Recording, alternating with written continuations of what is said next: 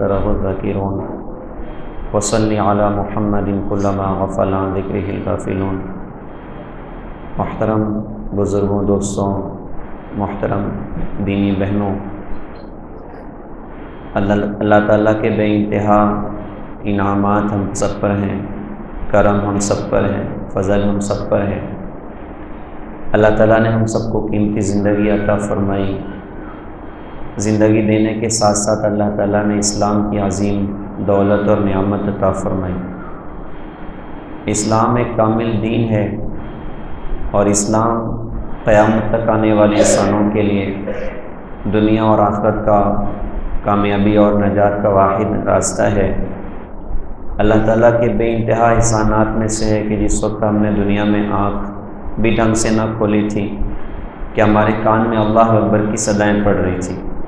یہ اسلام کی تعلیمات میں سے ہے کہ بچہ جب پیدا ہو تو اس کے سیدھے کان میں اذان کہی جائے، اس کے الٹے کان میں اقامت کہی جائے، اور بچہ 7 دن کا ہو جائے اس کا اچھا نام رکھا جائے، نبیوں کے نام پر، صحابہ کے نام پر، بچیاں ہیں تو پھر صحابیات کے نام پر، نیک عورتوں کے نام پر عقیقہ کر لیا جائے، سر کے بال کو اتار کر اس کے برابر چاندی صدقہ کر دی جائے، اس کا اچھا سا نام رکھ دیا جائے، تہنیک کی جائے۔ یہ اسلام کی خوبصورت تعلیمات ہیں۔ تو اللہ کا فضل ہے کہ جب ہمارا وجود ہوا، آنکھ بھی ڈھنگ سے نہیں کھلی تھی کہ کان میں اللہ اکبر کی صدائیں پڑ رہی تھی۔ کتنی بڑی دولت کی بات ہے۔ اس وقت ہمارا وجود ہوا تو لاکھوں دنیا میں لوگ پیدا ہوئے، کوئی کسی عیسائی کے گھر، کوئی کسی یہودی کے گھر، کوئی کسی مجوسی کے گھر، کوئی کسی بت پرست کے گھر۔ ہمیں اللہ پاک نے ایمان کی عظیم دولت اور نعمت دی، اسلام کی عظیم دولت اور نعمت دی۔ اللہ نے ہماری کامیابی کی آدھی راہیں تو ایسے ہی اللہ پاک نے آسان فرما دی۔ اب ہم سب کے لیے تھوڑا سا کرنے کا کام یہ ہے کہ اپنی زندگی میں اللہ کے دین کو جگہ دیں، اپنی زندگی میں اسلام کو جگہ دے دیں۔ اسلام دنیا اور آخرت کے بن جانے کا ذریعہ ہے، اسلام دنیا اور آخرت کی عزتوں کا ذریعہ ہے کہ ہم اپنی زندگی میں اللہ کے دین کو جگہ دیں گے۔ یہ بات پکی ہے کہ اللہ تعالیٰ اس کی برکت سے دنیا اور آخرت ہماری سنوار کے دکھائے، دنیا اور آخرت اللہ تعالیٰ ہماری بنا کے دکھائے۔ اللہ کے بندوں سے کوئی رشتہ داری نہیں، اللہ کے ہاں پر اللہ کا دین اصل ہے، اللہ کے ہاں پر اسلام اصل ہے۔ اسے اللہ پاک قرآن پاک میں ارشاد فرماتے ہیں، یا ایھا الناس انا خلقناکم من ذکر و انثی وجعلناکم شعوبا وقبائل لتعارفوا ان اکرمکم عند اللہ اتقاکم، کہ لوگوں ہم نے تم کو ایک مرد ایک عورت سے پیدا کیا، تمہارے خاندان بنائے، تمہارے قبیلے بنائے۔ یہ خاندان اور قبیلے یہ تو تمہارے اپنے تعارف کے لیے ہیں، اور فرمایا کہ اصل چیز جس کی وجہ سے کوئی بندہ اللہ کے یہاں مقرب بنتا ہے، قابل اکرام بنتا ہے، تو فرمایا کہ ان اکرمکم عند اللہ اتقاکم، اللہ کے نزدیک قابل اکرام وہ ہے جو تقوی والا ہے۔ اور تقوی اسلام کی ایک بڑی خوبصورت صفت ہے۔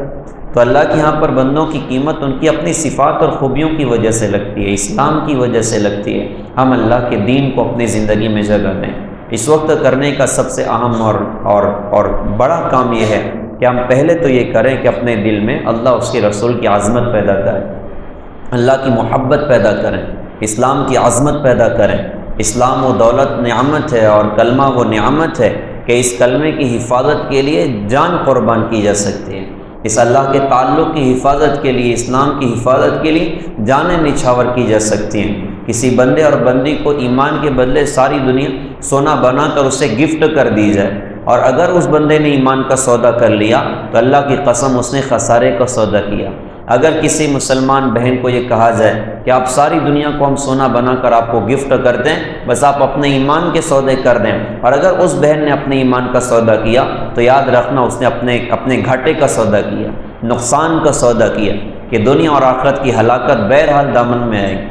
دنیا تو چھوڑ جانی، اسباب تو چھوڑ جانے، دنیا کب تک کس کے پاس رہے گی، لیکن آخرت میں ہمیشہ ہمیشہ کے جہان میں بندہ جہنم کی آگ کا ایندھن بن جائے۔ حدیث میں کتنی عجیب بات اللہ کے رسول نے ارشاد فرمائی تھی، جس سے ہمیں اپنی اس نعمت کا اندازہ ہوگا کہ اللہ نے کیا دولت عطا فرما دی، اور حسرت ہوتی ہے، افسوس ہوتا ہے۔ اللہ تعالیٰ سے دل سے دعا، یہ بات اس لیے عرض کر رہا ہوں کہ آج بلا مبالغہ وہ ارتداد کی لہریں چلیں، پورے ملک میں ہزاروں مسلمان بلکہ لاکھوں مسلمان بچیوں نے اپنے دین اور ایمان کا سودا کیا، اوروں کے گندے لائف اسٹائل دیکھ کر، اوروں کے پیسوں کی ریل پیل دیکھ کر اپنے ایمان کے سودے کر گئیں، اپنے دین کے سودے کر گئیں۔ خسرت دنیا والآخرہ، دنیا کا بھی خسارہ دامن میں اور آخرت کا بھی خسارہ دامن میں۔ اگر ایمان واپس قبول نہ کیا اور اسی گندی زندگی پر مر گئے تو ہمیشہ کے جہنم کے انگارے مقدر۔ اللہ کے رسول نے کتنی عجیب بات ارشاد فرمائی تھی کہ جہنم میں اللہ کو نہ ماننے والے سارے جہنم میں، لیکن بہت سارے کلمہ پڑھنے والے بھی پہنچ جائیں۔ بھائی گناہ کرتے تھے، نافرمانیاں کرتے تھے، نمازیں چھوڑتے تھے، ماں باپ کی نافرمانیاں کرتے تھے، زنا تھا، شراب تھا، جوا تھا، ہے نا، اللہ اس کے رسول کی نافرمانیاں تھیں، ناچنے والوں کی گندی زندگی تھی، بغیر توبہ کے دنیا سے رخصت ہو گئے، تو اللہ تعالیٰ انصاف کے تقاضے کی بنیاد پر اللہ جہنم کی آگ میں ڈالے گا۔ تو جہنم کی آگ میں غیر ایمان والے ایمان والوں کو دیکھ کر طعنے کے طور پہ کہیں کہ تم دنیا میں اللہ کو مانتے تھے، ہم تھوڑی مانتے تھے، تم دنیا میں کلمہ پڑھتے تھے، ہم نہیں پڑھتے تھے، ہم مر کے جہنم میں آئے۔ یہ بات تو سمجھ میں آتی ہے کہ کلمہ ہی نہیں تھا ہمارے پاس، ارے تم بھی مر کے جہنم میں آ گئے، تمہارے ایمان اور اسلام کو تم کو کیا فائدہ ہوا؟ تو ایمان والے کہیں گے یار دنیا میں ہم نے گڑبڑ کی، الٹے سیدھے کام کیے، اللہ نے ناراض ہو کے ہم کو جہنم میں ڈال دیا۔ یہ بات اللہ سنیں گے، اللہ کی رحمت کو جوش آئے گا، تو اللہ ایمان والوں کے جہنم کی آگ سے نہ نکلنے کا انتظام فرمائے۔ تو جب ایمان والوں کو چن چن کر جہنم کی آگ سے نکال کر جنت میں ڈالا جا رہا ہوگا تو یہ منظر غیر ایمان والے دیکھیں، اور بطور خاص اس مجمع میں وہ بھی تو لوگ ہوں گے کہ جو دنیا میں انہوں نے مسلمان ماں کی گود دیکھی تھی، مسلمان باپ کی باہیں دیکھی تھی، مسلمان باپ کی کمائیاں اس پر لگی تھیں، مسلمان ماں کی محنت اس پر لگی تھی کہ اس نے اس کو کھلایا تھا، پلایا تھا، اس کی ضرورتوں کے انتظام کیے تھے، لیکن اس نے بڑے ہو کر اپنے دین کا سودا کیا تھا، اس نے بڑے ہو کر اپنے ایمان کا سودا کیا تھا، اوروں کی گندی زندگیاں دیکھ کر پھسل گئے تھے اور اسی گندی زندگی پر اور کفر پر دنیا سے رخصت ہوئے۔ وہ لوگ بھی تو اس وقت جہنم کی آگ میں ہوں گے، وہ فرشتوں سے کہیں گے فرشتوں ہمیں بھی تو جہنم کی آگ سے نکال، تو فرشتے کہیں گے بھائی ایمان دکھاؤ، اگر تمہارے پاس ایمان ہو تو تمہیں بھی جہنم کی آگ سے نکال لیتے ہیں۔ اب ان کے پاس ایمان نہیں ہے، یہ چیخیں گے، چلائیں گے اور بڑے درد سے کہیں گے ہائے کاش ہم مسلمان ہوتے، ہائے کاش ہم کلمہ پڑھنے والے ہوتے۔ ربما یود الذین کفروا لو کانوا مسلمین، جہنم میں کافر کہیں گے ہائے کاش ہم مسلمان ہوتے۔ ان کا لو کانوا مسلمین کا درد نہ بیان کیا جا سکتا ہے نہ سمجھا جا سکتا ہے۔ اس درد کو وہی بندہ اور بندی جانیں گے کہ جن کے سامنے جہنم بھڑک رہی اور اس جہنم سے بچنے کے لیے ایمان ان کے اپنے پاس میں نہیں۔ تو اللہ نے بہت بڑی دولت عطا فرمائی، اللہ نے بہت بڑی نعمت عطا فرمائی۔ یہ جذبہ اندر میں پیدا کرنا ہے کہ اپنے اسلام کے لیے، اپنے اللہ کے لیے، اپنے رسول کے لیے ہم ہر شے قربان کر سکتے ہیں، اپنے ارمان کے گلے گھونٹ سکتے ہیں، اپنی چاہتوں کے گلے گھونٹ سکتے ہیں، اللہ اس کے رسول کے اشاروں پر اپنی جان نچھاور کر سکتے ہیں۔ آج دنیا میں مسلمان کو اس جذبے کی ضرورت ہے۔ یہ وہ جذبے ہیں اور یہ وہ عظیم جذبات ہیں جس پر اللہ پاک کی مدد اترتی ہے، اور وہ عظیم افعال اور راہیں ہیں جن پر اللہ کی مددیں متوجہ ہوتی ہیں۔ ہم صحابہ کی زندگیاں اٹھائیں، اللہ نے ان کے لیے اپنی مدد کے در کب کھولے، اللہ نے کیسے اپنی مددیں ان کے لیے اللہ پاک نے اتار کے دکھائیں، تو اس کا راستہ اور اصول ہمیں ملے گا کہ یہ وہ لوگ تھے جو اللہ اس کے رسول کے اشاروں پر جان قربان کرنا اپنی سعادت سمجھتے تھے۔ کتنی عجیب بات ہے، آپ اندازہ تو لگائیے حضرت بریرہ رضی اللہ عنہا کا وہ واقعہ کتنا خوبصورت ہے۔ حضرت بریرہ بانی تھی رضی اللہ تعالی عنہ، ان کے شوہر غلام تھے اور یہ بہت خوبصورت، ان کے شوہر خوبصورت نہیں تھے۔ اسلام میں باندی اور غلام کا یہ دین بتایا گیا تھا۔ ایک احکامات میں ایک حکم یہ بھی تھا کہ اگر باندی آزاد کر دی جائے تو پھر اس کو اختیار ہوتا ہے کہ اپنے شوہر کے ساتھ رہنا چاہے تو رہ، ورنہ وہ الگ ہو سکتی ہے، اس سے جدائی اختیار کر سکتی ہے۔ حضرت بریرہ بہت خوبصورت تھی، شوہر خوبصورت نہیں تھے۔ یہ آزاد ہونے کے بعد انہوں نے اپنے شوہر کو چھوڑ دیا، ان سے الگ ہو گئی۔ اب خوبصورت بیوی کی وجہ سے اب انہوں نے جدائی اختیار کی، ان کا حال تو بے حال ہو گیا۔ اب وہ روتے پھرتے تھے، ان کے پاس جا ان کے پاس جا، کہا جی کچھ کریں آپ بریرہ کو سمجھائیں۔ تو ہوتے ہوتے ایک دن نا اللہ کے رسول کے پاس بھی بات پہنچی، تو اللہ کے رسول حضور پاک صلی اللہ علیہ وسلم نے ایک مرتبہ حضرت بریرہ سے کہا کہ بریرہ آپ کے شوہر کا حال بہت بے حال ہو گیا ہے، تو آپ اپنے شوہر سے رجوع کر لیجیے۔ تو حضرت بریرہ کا سوال بھی بڑا خوبصورت تھا، جواب بھی بڑا خوبصورت تھا، اور ان کا سوال اور جواب دونوں ان کے دل کی ترجمانی کرتا ہے اور ان کے جذبات کی ترجمانی کرتا ہے۔ کیا عظیم جذبے ان کے دلوں میں بسے ہوئے تھے۔ انہوں نے کہا حضرت ایک بات بتائیں، یہ آپ کا حکم ہے یا آپ کی رائے ہے؟ تو حضرت نے فرمایا کہ بریرہ یہ میری رائے ہے۔ کہنے لگی حضرت اگر آپ کی رائے ہے نا تو میں معافی چاہتی ہوں، اور اگر حکم کرو گے نا میں خوشی خوشی اپنی ساری زندگی جھونک دینے کے لیے تیار ہوں، آپ کے ایک اشارے پر اپنے ارمان کے گلے گھونٹ دینے کے لیے تیار۔ حضرت ابو بکر صدیق رضی اللہ عنہ ایک مرتبہ اپنے بیٹے حضرت عبد الرحمن کے ساتھ کھانا کھا رہے تھے۔ بدر کی جنگ میں حضرت عبد الرحمن کافروں کی طرف سے تھے، حضرت ابو بکر رضی اللہ عنہ ادھر تھے، آمنا سامنا تھا۔ تو بعد میں حضرت عبد الرحمن نے کلمہ پڑھا تھا اور کھانا کھاتے ہوئے ایک مرتبہ ابا سے کہنے لگے کہ ابا جان بدر کی جنگ ہوئی تھی نا، آپ کئی مرتبہ میری تلوار کے نشانے پر اور زد میں آ گئے تھے، لیکن میں نے ابا سمجھ کر چھوڑ دیا۔ حضرت ابو بکر رضی اللہ عنہ نے فوراً جواب دیا کہ بیٹا اللہ کا شکر کرو کہ تم میری تلوار کی زد میں نہیں آئے، اگر آ جاتے تو اپنا بیٹا سمجھ کے نہیں چھوڑتا بلکہ اللہ اس کے رسول کا دشمن سمجھ کے تمہاری گردن مار دیتا، گردن جدا کر دیتا۔ یہاں سب سے بڑی بات اللہ اس کا رسول ہے کہ ہمارے یہاں پر سب سے زیادہ عظمت اللہ کو ہے، اللہ کے رسول کو ہے، ایمان کو ہے، اسلام کو ہے۔ ہم اللہ اس کے رسول کے مقابلے میں کسی کی پرواہ نہیں کرتے۔ بدر میں فتح اللہ پاک نے عطا فرمائی، تو 70 قید کیے گئے، 70 قتل کر دیے گئے بڑے بڑے کافر۔ تو جو 70 قید کیے گئے جب ان کو لایا گیا مدینہ تو اللہ کے رسول نے صحابہ سے مشورہ فرمایا کہ بھائی بتاؤ کیا کرنا ہے۔ تو حضرت ابو بکر صدیق رضی اللہ عنہ جمالی تھے، ان کی رائے میں بھی جمال ہوتا تھا۔ حضرت عمر رضی اللہ عنہ جلالی تھے تو ان کی رائے میں بھی جلال ہوا کرتا تھا۔ تو اللہ کے رسول نے پوچھا بھائی بتاؤ کیا کرنا ہے؟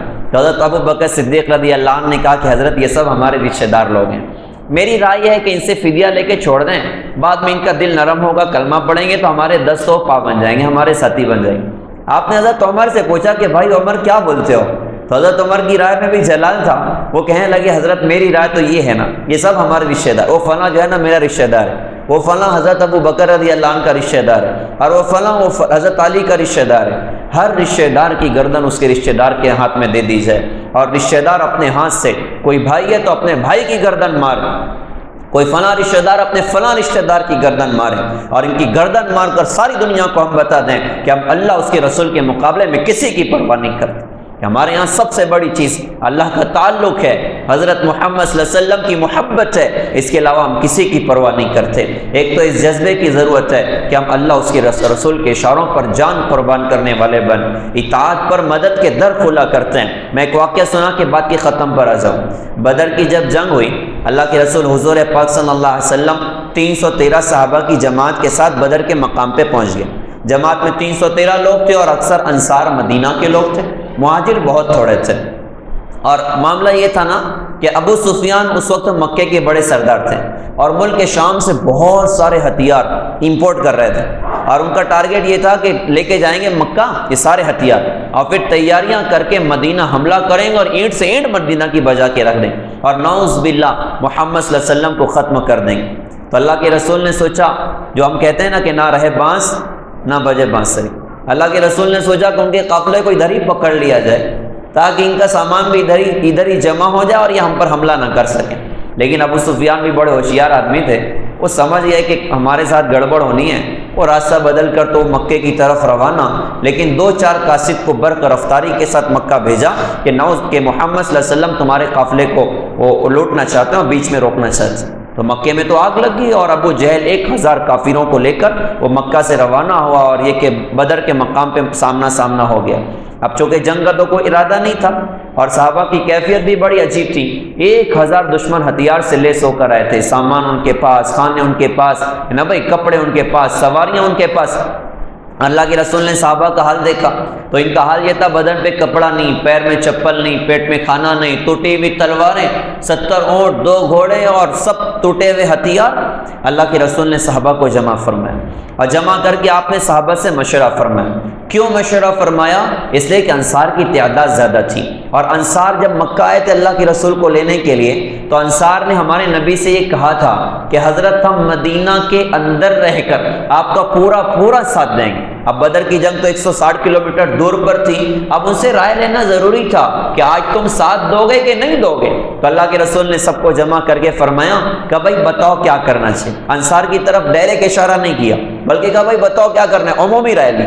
تو حضرت مہاجرین میں سے حضرت ابو بکر کھڑے ہو گئے، حضرت عمر رضی اللہ عنہ کھڑے ہو گئے اور دوسرے صحابہ کہ حضرت جو حکم کرو ہم پورا کرنے تیار ہیں۔ جب وہ بیٹھ گئے آپ نے فرمایا بھائی بتاؤ کیا کرنا ہے؟ پھر کوئی اور مہاجر صحابی کھڑے ہو گئے کہ حضرت آپ جو اشارہ کو ہم پورا کرنے کو تیار ہیں۔ جب وہ بیٹھ گئے تو فرمایا بھائی بتاؤ کیا کرنا ہے؟ تو اب انصار سمجھ گئے کہ لگتا ہے اللہ کے رسول کا اشارہ ہماری طرف ہے۔ تو انصار کے ایک بڑے سردار حضرت سعد بن معاذ رضی اللہ عنہ اٹھے، اس بندے کے جملوں پر ہماری جان قربان ہو جائے۔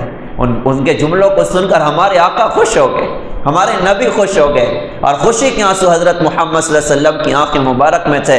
انہوں نے کھڑے ہو کر کہا کہ حضرت آپ کا لگتا ہے اشارہ ہماری طرف ہے، اگر آپ ہم سے پوچھنا چاہتے ہیں تو ہم اپنی بات کا آپ کے سامنے اظہار کرتے ہیں۔ ہم نے مکہ میں آپ سے کہا تھا کہ ہم مدینہ میں رہ کر آپ کا پورا ساتھ دیں گے، اس وقت ہم آپ کو اچھی طرح پہچانتے نہیں تھے، پھر آپ مکہ سے ہجرت کر کے مدینہ آئے، 1 سال آپ مدینہ رہے، ہم نے آپ کی خوبصورت زندگی کو حضرت بہت قریب سے دیکھا ہے، آپ کے اخلاق، آپ کی صورت، آپ کی سیرت، آپ کی سخاوت، آپ کی حیا، آپ کی پاک دامنی، آپ کی خوبصورت زندگی کو ہم نے دیکھا۔ حضرت اب تو آپ کی زندگی کو دیکھنے کے بعد دل کی یہ کیفیت ہو چکی ہے کہ آپ جو حکم کرو ہم پورا کر جائیں۔ آپ کہو پہاڑوں سے کود جاؤ ہم سارے کود جائیں گے، آپ کہو سمندر میں چھلانگ لگا دو ہم چھلانگ لگا دیں گے، آپ کہو کہ برق غیمات تک سواریوں کو دوڑاتے جانا ہے، اللہ کی قسم ہم دوڑائیں گے، ہم میں سے کوئی پیچھے نہیں ہٹے گا۔ اللہ کے رسول نے سنا تو فرمایا کہ ہاں اب اللہ کی مدد آئے گی۔ آج مسلمان کو اس جذبے کی ضرورت ہے کہ اللہ کے رسول کے ایک ایک اشاروں پر جان قربان کرنا اپنی سعادت سمجھیں، اللہ کے حکم پہ جان قربان کرنا اپنی سعادت سمجھیں، اور اللہ اس کے رسول کے احکامات کو اپنی زندگی میں جگہ دینے والے بن۔ حضرت مقداد ایک صحابی ہیں، وہ بھی کھڑے ہوئے انصار میں سے کھڑے ہو کے کہا کہ حضرت اب موسیٰ علیہ السلام کی قوم تھوڑی ہے۔ موسیٰ علیہ السلام کا واقعہ بڑا عجیب ہے۔ جب اللہ پاک نے کہا کہ جاؤ قوم عمالقہ سے مقابلہ کرو تو وہ بہت اونچے تگڑے لوگ تھے، بڑے بڑے لوگ، یہاں تک کہ اس کے ایک بندے نے ان کو اپنی مٹھی میں اٹھا لیا تھا، 4-5 لوگوں کو۔ اب آپ اندازہ لگائیے کیسے لوگوں کو۔ تو قوم نے موسیٰ علیہ السلام سے، اللہ نے حکم دیا کہ بھئی جا کے ان سے مقابلہ کرنا ہے، تو قوم نے کہا کہ موسیٰ تم جاؤ، اللہ تعالیٰ جائے، تم دونوں جا کے ادھر جنگ کرو، ہم تو ادھر ہی بیٹھے ہیں۔ تو کہا حضرت اب موسیٰ علیہ السلام کی قوم نہیں ہے، ہم آپ کی امتی ہیں، آپ ہمارے ساتھ چلیں، ہم آپ کے دائیں سے بائیں سے آگے سے پیچھے سے ہر طرف سے جہاد کرنے کے لیے تیار ہیں۔ اللہ کے رسول نے سنا تو فرمایا کہ ہاں اب اللہ کی مدد آئے گی۔ تو ہم سب کے لیے اللہ کی مدد کے اترنے کا یہ راستہ ہے، ہم اپنی زندگی کو اللہ اس کے رسول کے احکامات سے مزین کر دیں۔ اتنے سخت حالات ہوں پھر بھی مسلمان نماز نہ پڑھیں، اتنے سخت حالات ہوں پھر بھی مسلمان سود پہ سودا کریں، اتنے سخت حالاتوں کے مسلمانوں کا خون پانی سے بھی زیادہ سستا ہو کے بہایا جا رہا ہے، پھر بھی مسلمان اللہ اس کے رسول کی نافرمانی کرے، اتنے سخت حالات ہو پھر بھی مسلمان نوجوان ناچنے والوں کو زندگی کا ہیرو بنائے، پھر بھی مسلمان بچیاں ناچنے والیوں کو زندگی کا آئیڈیل بنائے، اتنے سخت حالات ہوں پھر بھی مسلمانوں کے گھروں سے ناچ گانے کی آواز ہے، اتنے سخت حالات ہوں پھر بھی موبائل میں اللہ اس کے رسول کی نافرمانیاں اور گھروں میں ماں باپ کو گالیاں دی جائے، شوہر بیوی پر ظالم بن جائے، اتنے سخت حالات ہوں اور آسمان کے تھیور بدل گئے، زمین کے چلنے کے انداز بدل گئے، سمندروں کی طغیانیاں بتا رہی کہ اللہ ناراض ہے، پھر بھی مسلمان عورت پردہ کرنے کے لیے تیار نہ ہو۔ بتاؤ تو صحیح پیارے بھائیوں، محترم دینی بہنوں، کہاں سے کام بنے گا؟ کہاں سے کام بنے گا؟ تو پہلا اللہ کی مدد کے اترنے کا راستہ ہے کہ ہم سب اللہ اس کے رسول کی اطاعت پر اپنی زندگی کو لے کر آئیں، اپنے ارمان نہ دیکھیں، اپنی چاہتے نہ دیکھیں، اپنی خواہشات نہ دیکھیں، یہ دیکھیں اللہ کیا چاہتے ہیں، اللہ کے رسول کیا چاہتے ہیں۔ اللہ کی قسم کھا کے اللہ کے در پر بیٹھ کے کہتا ہوں، اللہ کے دین کو چھوڑ کر سکون ملنے کا کوئی راستہ نہیں، اللہ کے دین کو چھوڑ کر برکتوں کے ملنے کا کوئی راستہ نہیں، اللہ کے دین کو چھوڑ کر حفاظت کا کوئی راستہ نہیں ہے۔ آپ وقت کے امبانی بن جائیں، آپ وقت کے سب سے بڑے مالدار بن جائیں، لیکن اللہ کی قسم دین نہ ہوگا، حفاظت کی کوئی شکل نہیں۔ اللہ کا دین حفاظت کا راستہ، اسلام حفاظت کا راستہ۔ تو پہلا سبق ہے کہ اپنی زندگی اطاعت پر لائیں، زندگی اچھی بنائیں، عمل والی بنائیں۔ ہمیں اسلام کاروبار سے نہیں روکتا، ہمیں اسلام مال کمانے سے نہیں روکتا، بھئی کمائیں، شوق سے کمائیں، دین کے ساتھ احکامات کو زندہ کریں۔ اللہ موقع دے آپ ہندوستان کے وزیر اعظم بن کے بیٹھ جائیں، لیکن دین کے ساتھ یہ اللہ کی مدد کے اترنے کی پہلی بنیاد ہے۔ دوسرا یہ ہے، اسباب تو ڈھنگ کے کرنا ہے، عمل تو ڈھنگ کا تیار کرنا، لیکن آخر میں رات کی تنہائیوں میں اللہ سے کہنا ہے کہ اللہ ہمارا عمل کچھ نہیں ہے، اللہ ہمارا سبب کچھ نہیں ہے، اللہ ہماری اکثریت سے کچھ نہیں ہوگا، ہوگا وہ جو آپ چاہیں گے۔ لہٰذا رات کی تنہائیوں میں ہمیں اپنے اللہ کے سامنے رونا ہے، دھونا ہے، اپنے اللہ کو منانا ہے، آج رونے والے کم ہوتے چلے جا رہے، آج امت کے لیے تڑپنے والے کم ہوتے چلے جا رہے۔ اللہ کے رسول بدر کے موقع پر اپنے بس کی تیاریاں تو کر لیں، صحابہ کو تو تیار کر لیا، لیکن جا کر سو نہیں گئے، بلکہ ساری رات جو خیمہ لگا تھا اللہ کے رسول کا، مسجد عریش وہاں پر بنی ہوئی، وہیں حضرت کا خیمہ تھا، ساری رات ہمارے نبی اللہ کی بارگاہ میں روتے رہے اور رو رو کر اللہ کی بارگاہ میں مانگتے رہے۔ اللہ تعالیٰ نے ہمیں دعا کی طاقت عطا فرمائی ہے۔ دعا سے وہ کام بنتے ہیں جو اسباب کی دنیا سے نہیں بن سکتے، عمل سے وہ کام بنتے ہیں جو اسباب کی دنیا سے بن نہیں سکتے۔ ان کے ایٹم، ان کے میزائل، اللہ کی قسم دعا میں وہ طاقت ہے کہ ان کے میزائل کو اللہ پھیل کر کے دکھائے گا، ان کے ایٹم کو اللہ پاک پھیل کر کے دکھائے گا۔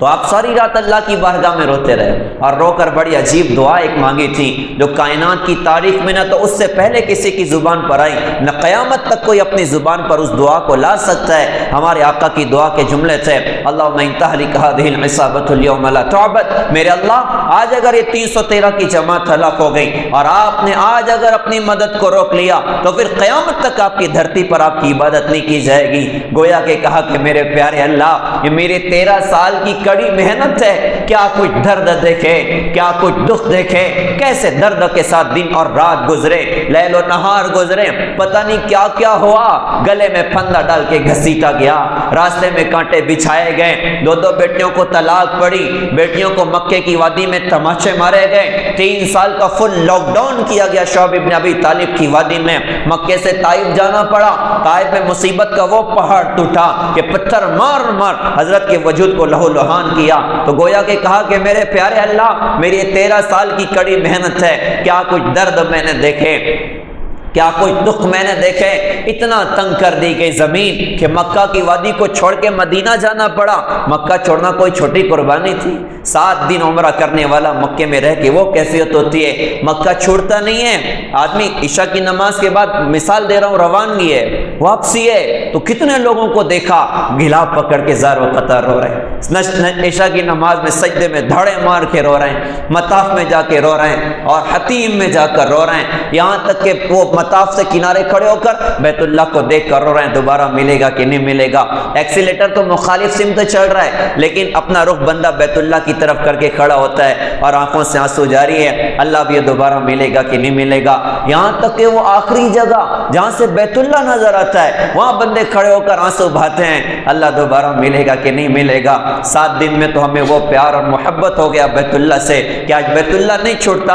ہمارے نبی نے زندگی کے 50 سال قریب مکے کی وادی میں گزارے تھے اور کوئی چھوٹا موٹا آدمی تو نہیں تھا نا، اللہ کا سب سے بڑا عاشق، ارے جس کے لیے مکے کو اللہ نے آباد کیا تھا، جن کے لیے ابراہیم علیہ السلام کو ملک شام کے خوبصورت علاقوں سے کہا کہ بیوی اور بچے کو لے جا کے مکے کی وادی میں چھوڑو، کیوں چھڑوایا؟ یہاں میرا حبیب کا وجود ہونا ہے، یہاں میرے محبوب کا وجود ہونا ہے۔ کائنات کی چکی جن کے لیے اللہ پاک نے چلائی، آج وہ شخصیت بیت اللہ چھوڑ کے جا رہے ہیں اور پلٹ پلٹ کر دیکھتے ہیں اور کہتے ہیں کہ مکہ تجھ سے محبت تو بہت ہے، لیکن کیا کروں کہ یہاں کے لوگ مجھے رہنے نہیں دیتے، آج میں تجھے چھوڑ کے جا رہا ہوں۔ مکہ چھوڑ کے مدینہ چلے گئے، پھر کبھی بدر ہے کبھی احد ہے، کیا کچھ درد حضرت کی زندگی کے ہیں، ہم پڑھے تو صحیح، حضرت کی زندگی دیکھیں تو صحیح۔ تو کویا کہ کہا کہ میرے پیارے اللہ، یہ میرے 13 سال کی کڑی محنت ہے، اور اگر آج یہ 313 کی جماعت بھی ہلاک ہو گئی اور آپ نے اپنی مدد کو روک لیا تو پھر قیامت تک آپ کی دھرتی پر آپ کی عبادت نہیں کی جائے گی۔ اللہ نے وعدہ کیا کہ نبی جی ہم مدد کریں گے۔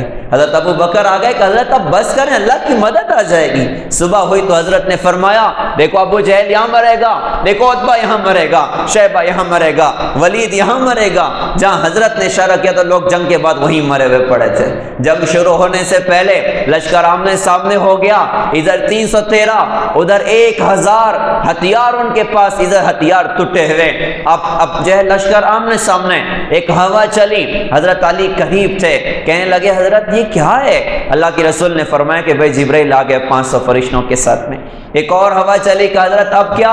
فرمایا میکائیل آ گیا 500 فرشتوں کے ساتھ میں۔ پھر کیا ہوا؟ کہ 313 کو 1000 پر اللہ پاک نے غالب کر کے دکھایا۔ صحابہ کہتے ہیں ہم تلوار اٹھاتے تھے، مارنے سے پہلے دشمن کی گردن اس کے بدن سے جدا ہوتی تھی، ہم حیران ہوتے تھے کہ ہم نے تو ٹچ بھی نہیں کیا، اس کو مارنے والا کون ہے؟ اللہ نے 1000 پر 313 کو اللہ نے غالب کر کے دکھایا۔ اطاعت بہت بڑی دولت ہے، دعا بہت بڑی دولت ہے۔ پیارے بھائیوں، محترم دینی بہنوں، اب خوش تم ہی اللہ کی بارگاہ میں آنسو گرا دو۔ امت کی کشتی بہت بڑی مجدھار میں پھنسی ہوئی، نکلنے تیار نہیں ہے۔ اسباب کی دنیا کی ساری کرین لگا دی گئی، اسباب کی دنیا کی ساری رسیاں اس کو کنارے پر لگانے کے لیے لگا دی گئی، لیکن یہ امت کی کشتی پھنستے ہی چلی جا رہی۔ کچھ ہماری بہنیں ہی آنسو گرا دیں تو شاید کام بن جائے، کچھ ہمارے جوان ہی آنسو گرا دیں تو شاید کام بن جائے۔ یہ ہم سب کے لیے پیغام ہے کہ اللہ اس کے رسول کی اطاعت پر آئیں، اپنی رات کی دعائیں بڑھائیں۔ اللہ انفرادی اجتماعی مسائل کو اللہ تعالی حل کر کے دکھائے گا۔ اسی دین کو سیکھنا ہے، سارے عالم میں زندہ کرنا ہے، اسی کی دنیا میں محنتیں ہیں، اسی کے لیے دنیا میں کئی طرح کی محنتیں ہیں۔ 3 محنتیں عمومی اعتبار سے دنیا میں چل رہی ہیں۔ ایک محنت جو ہمیں آج کے دور میں کرنی ہے وہ یہ کرنی ہے کہ ہمیں علماء سے جڑنا ہے، ہمیں مدارس سے جوڑنا ہے، ہمیں علماء سے جوڑنا ہے، کیونکہ وباؤں کا دور ہو اور لوگ ڈاکٹر سے دور ہو جائیں تو ہلاکت کا اندیشہ ہے، فتنوں کا دور ہو امت علماء سے کٹ جائے تو گمراہی کا اندیشہ ہے۔ لہٰذا علماء سے جڑیں، موت میت علماء، کاروبار علماء، تجارت علماء، علماء سے پوچھ کر زندگی گزر۔ دوسرا، جیسے بدن بیمار ہوتا ہے ہم ڈاکٹر کے پاس جاتے ہیں، ایسے ہی روح بھی بیمار ہو جاتی ہے، حسد ہے، جلن ہے، بغض ہے، عداوت ہے، بڑا بننے کا جذبہ ہے، حب جاہ ہے، حب مال ہے، یہ سب بربادیوں والے جذبے ہیں۔ ان جذبوں کو ختم کرنے کا راستہ اللہ والوں کی صحبت ہے، اللہ والوں کا ساتھ ہے۔ ہمارے بزرگ تھے حکیم اختر صاحب رحمۃ اللہ علیہ، ابھی قریب زمانے میں فوت ہوئے، اللہ تعالیٰ ان کی قبر کو نور سے بھرے، درجات بلند فرمائے۔ بڑے اللہ والے آدمی تھے اور بڑا شعر کہنے کا ملکہ بھی اللہ پاک نے انہیں عطا فرمایا تھا۔ انہوں نے کہا تھا کہ میری زندگی کا مقصد، میری زیست کا سہارا، تیرے عاشقوں میں جینا، تیرے عاشقوں میں مرنا، مجھے کچھ خبر نہیں تھی تیرا درد کیا ہے یا رب، تیرے عاشقوں سے سیکھا تیرے سنگ در پہ مرنا۔ کسی اہل دل کی صحبت جو ملی کسی کو اختر، کسی اہل دل کی صحبت جو ملی کسی کو اختر، اسے آ گیا ہے جینا، اسے آ گیا ہے مرنا۔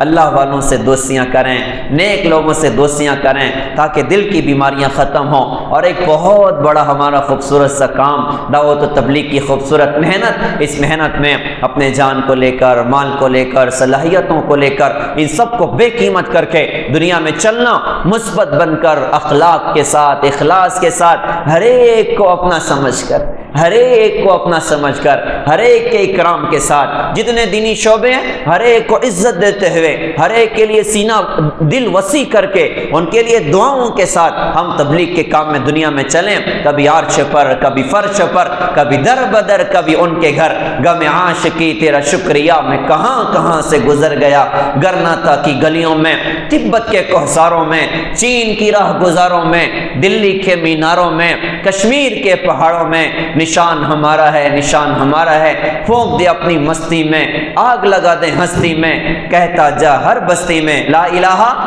الا اللہ۔ تو سب انشاءاللہ ان محنتوں میں لگیں گے بھائی۔ اللہ تعالی ہم سب کو قبول فرمائیں۔ ماؤں بہنوں سے گزارش، اپنے گھروں میں فضائل اعمال کی تعلیم بھی زندہ فرمائیں، اپنے بچوں کی بہترین تربیت بھی فرمائیں۔ اللہ تعالی ہم سب کو قبول فرمائیں، عمل کی اللہ تعالی ہم سب کو توفیق عطا فرمائیں۔ ارادہ بس 15 منٹ کا تھا، بریک نہیں لگی، بیان میں آدھا گھنٹہ ہو گیا۔ اللہ تعالیٰ اس جو بھی کہنے سنا ہو اللہ اس کو اپنی بارگاہ میں شرف قبولیت دیں، ساری انسانیت کی ہدایت کا ذریعہ فرمائیں۔ وآخر دعوانا الحمدللہ رب العالمین۔